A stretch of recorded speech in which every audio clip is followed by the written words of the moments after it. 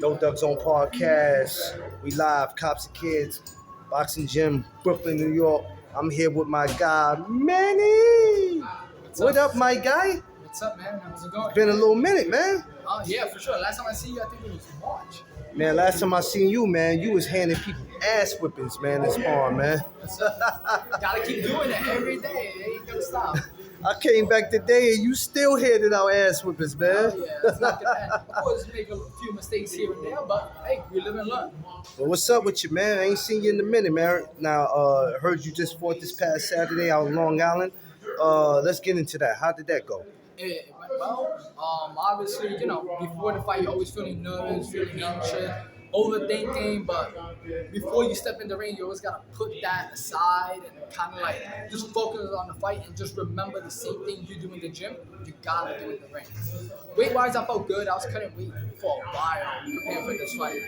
Initially, my first opponent pulled out, and I thought I wasn't gonna fight, but I stood in shape just in case someone else took the fight. Luckily, they found me an opponent a few days before the fight. Shout out to him because I appreciate you to this day still for taking that fight because it's never fun taking a fight on short notice. Felt good. I did what I had to do, and I got the unanimous decision. Now, how many fights did that make for you? Well, this is my third fight this year. I fought once last year. Took that fight on 2 days' notice. Drained myself. Didn't go my way, but this year we're coming back. Coming off a good win, and just going to keep the hype going. Now, before Saturday, when was your last one? My last fight was in March. It was in the Ringmasters finals. To this day, I still think I should have got the dub, but it is what it is. I look back at the fight, I see a lot of mistakes I made.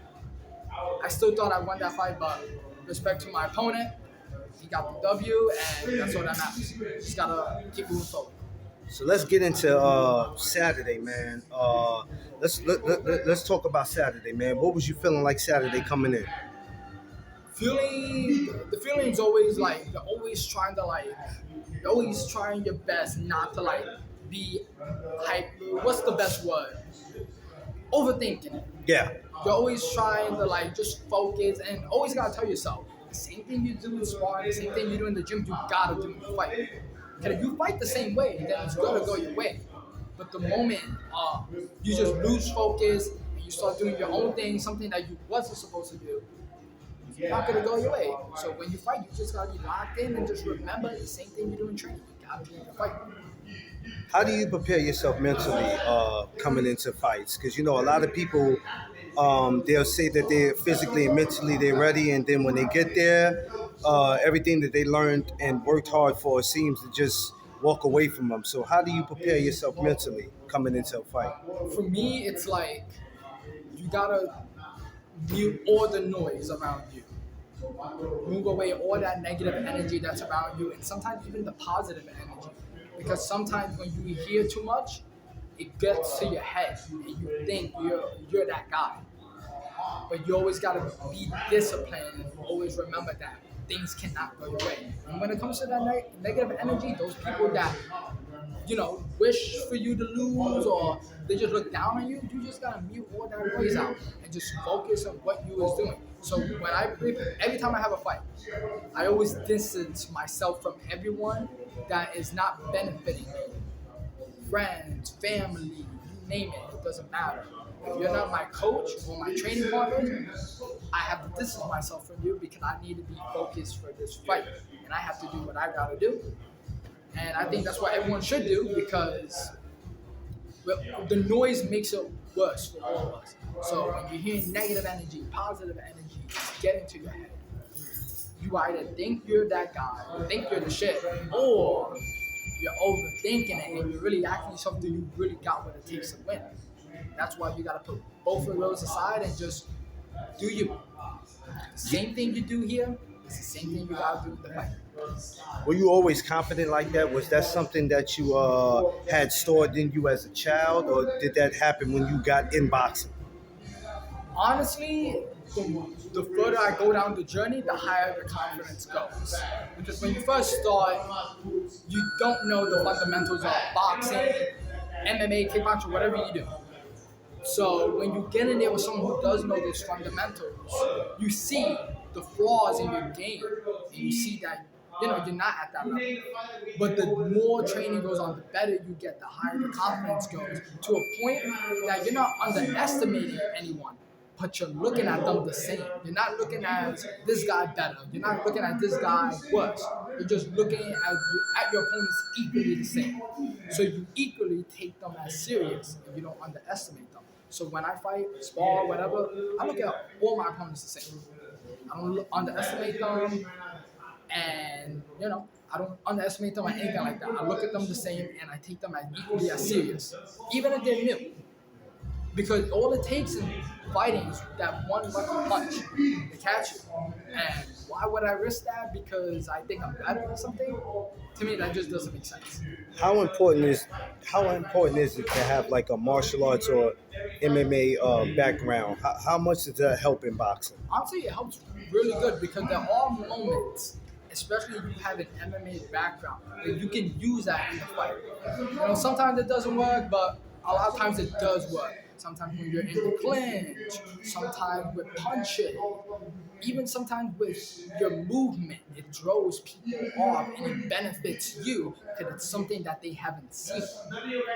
When you're clinching and you know how to get out of clinches, you know how to grapple, that's something they haven't seen. So then they got to figure out something new to work against you.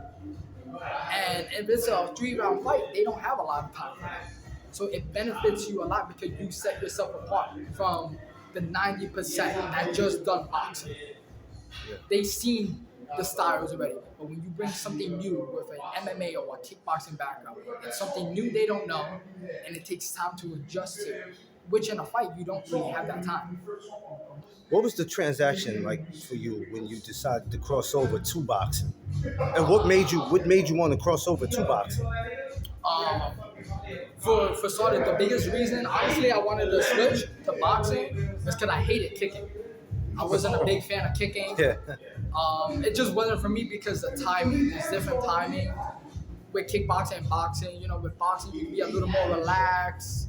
Yes, you still gotta be alert, but you can be more relaxed. You can think more. But with kickboxing, it's like this, it's like this, it's like this. You gotta worry about kicking, punches, knees. If it's MMA, you gotta think about takedowns, all of those things, elbows. So it's better timing for me in boxing than what it was in kickboxing. The transition was honestly hard, but it wasn't as hard as I thought it would be. Because I knew how to punch. I knew how to move. I knew how to block. I knew how to keep my hands up. I just had to transition all of that into boxing. Change my stance, change my movement. Get those fundamentals that I learned in kickboxing more technical to a boxing standard. And here we are today, and you wouldn't even tell I'm a kickboxer. No, I can't. You know what? If you'd never mentioned that to me, I never knew that about you. That I didn't know until I heard you mention it, and I was like, oh, that's crazy. And you kind of look like you got that in you, but in that ring, you're totally. You make it look so easy, like you were born to do this. So when did you know the first time that you really could do it? Like, you know what? I could do this boxing shit, and I don't have to go back to doing MMA if I don't want. It was when I came back.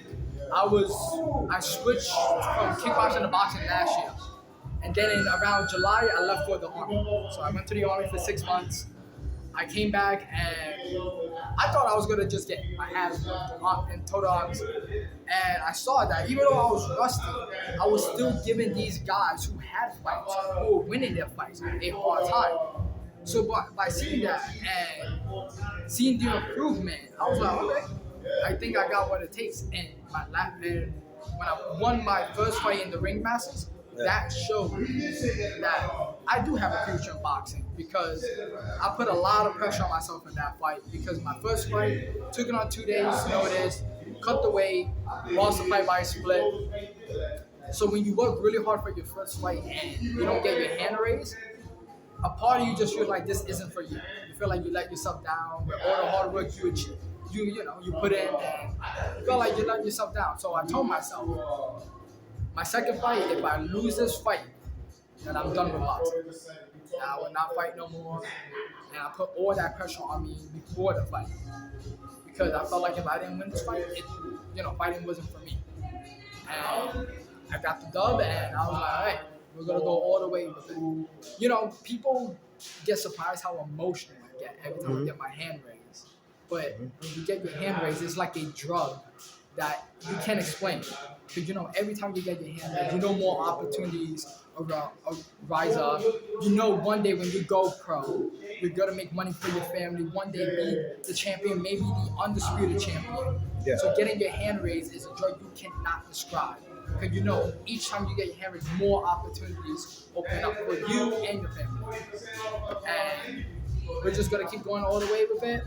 I got 4 fights right now. Hopefully, my goal is to get at least 5 more fights this year.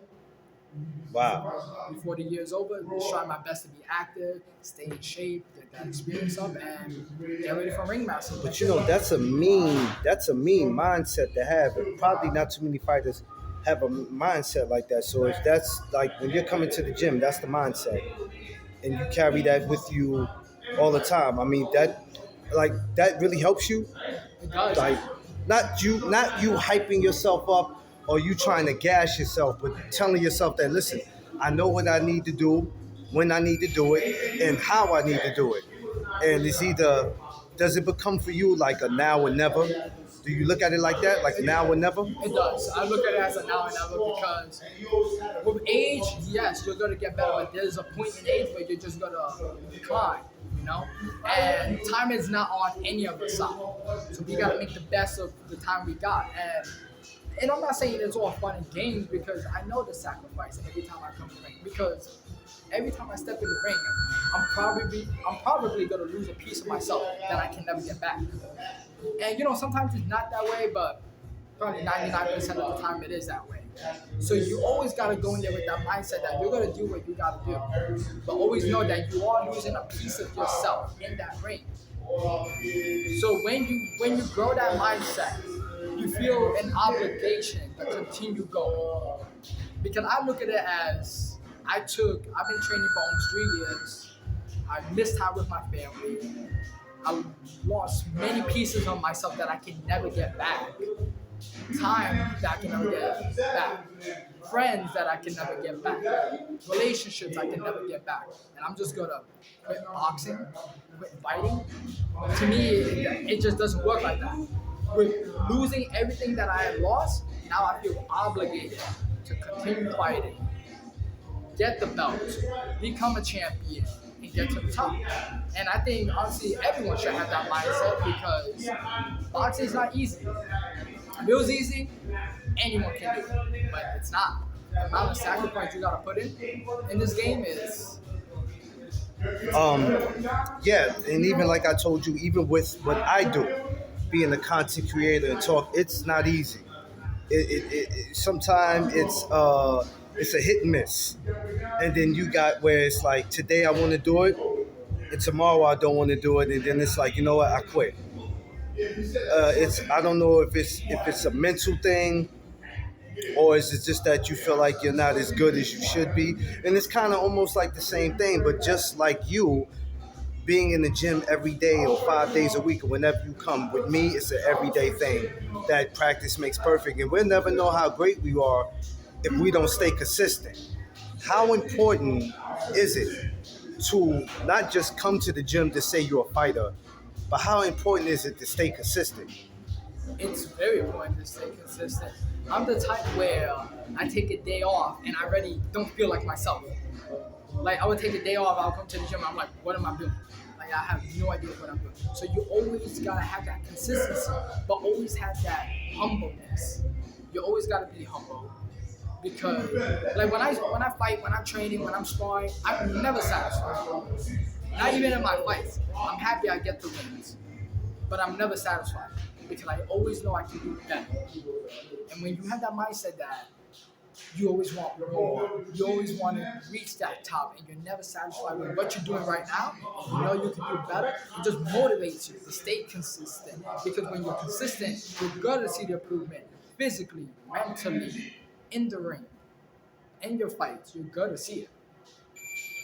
You ever do any either on your opponents or either yourself? Do you ever study film? I do. Obviously, in the amateur game, it's a little hard because some people keep it Yeah. on the low, like myself. Yeah. Gotta keep it on the low because a lot of people are gonna study that. But what about when it comes to you? Do you ever go back and look at, like, your trainer could correct your mistakes, but do you ever take the time to go back and watch a video and go, you know what, I could have did that a little better? 100%. Just a few days before my last fight, I was watching every single fight I had before that. And I was watching all the mistakes I made, how I grown from each mistake.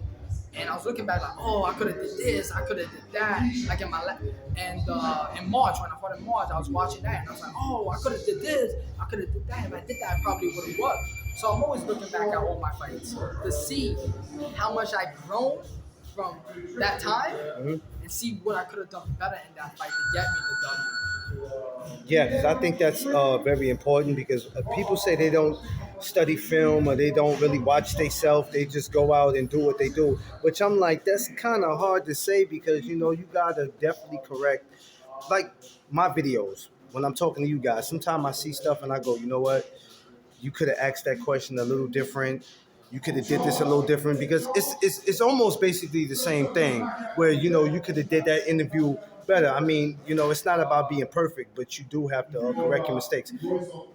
I want to go back to Saturday's fight real quick.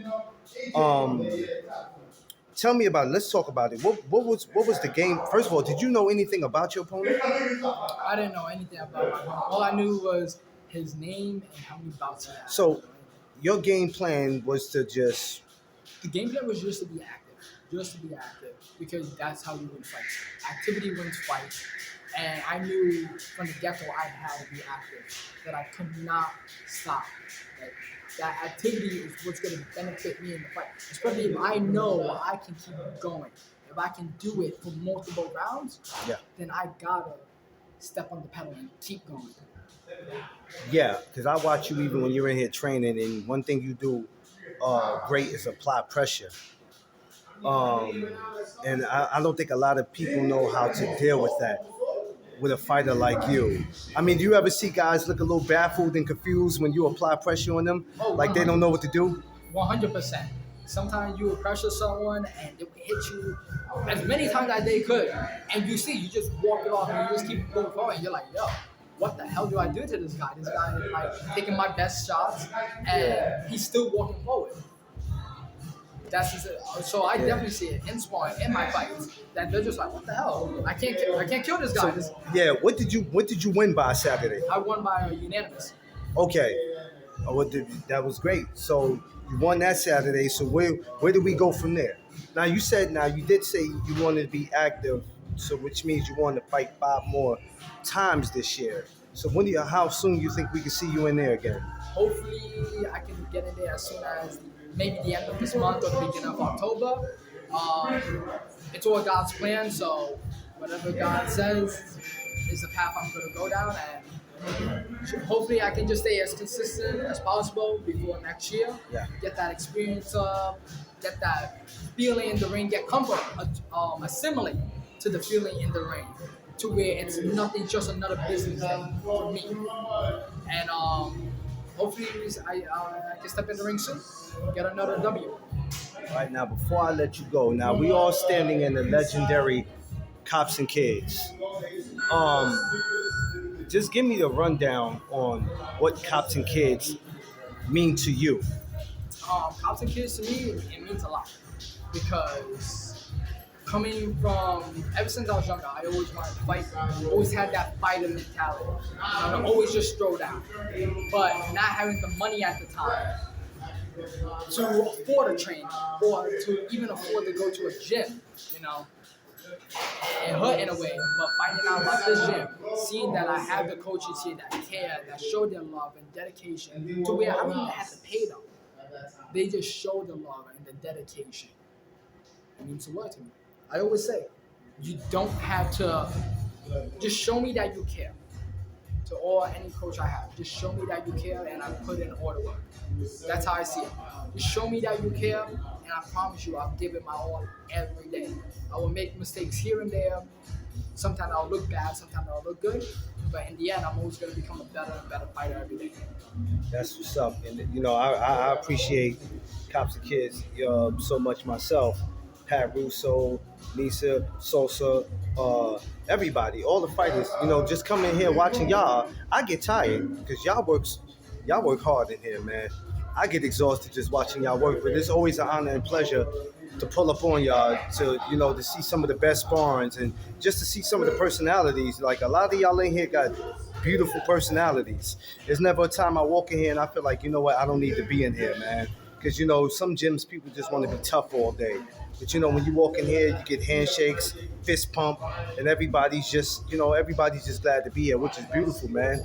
Hey, listen, before I let you go, you got to tell the fans where they can follow you, man. You can follow my Insta. My Instagram is m_avocado. It's the first account you're probably going to see online. Just follow me on Instagram, and all the fans, we just stay in touch. I appreciate all the support from the end because it means the world. Because without the fans, without the support, none of this can get done. So I thank all of you guys for that. Follow me on Insta, follow the journey, and watch how this kid who grew up in terrible neighborhoods one day becomes a champion. Man, hey, do me a favor, man, and give a shout out to the No Doug Zone podcast one time for me, man. No Dougs? No, yeah, give a shout out to the No Doug Zone podcast real quick. I gotta give the shout out to No Dougs, bro. Shout out to Dom. Thank you guys. I appreciate it. Yeah, man. Y'all already know what it is. No Doug Zone podcast. Let's go.